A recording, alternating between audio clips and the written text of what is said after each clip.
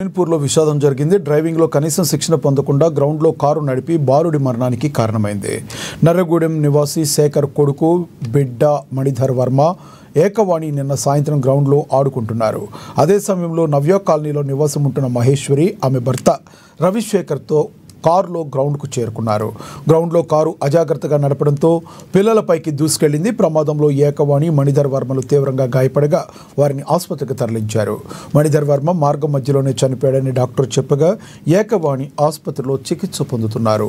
మృతి చెందిన బాలుడి మృతదేహాన్ని పటాన్చెరు ప్రభుత్వ ఆసుపత్రికి పోస్టు మార్టం నిమిత్తం తరలించి కేసు నమోదు చేసి దర్యాప్తు చేస్తున్నారు పోలీసులు.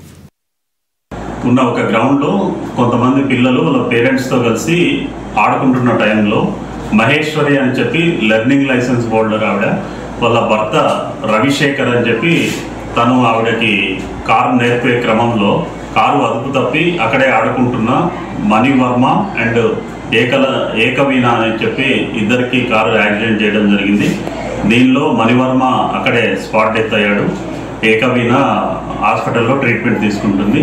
దీనికి వారి దగ్గర నుంచి కంప్లైంట్ తీసుకొని 106 class 1 and 125 class A BNS sections కింద కేసు రిజిస్టర్ చేసి ఇన్వెస్టిగేషన్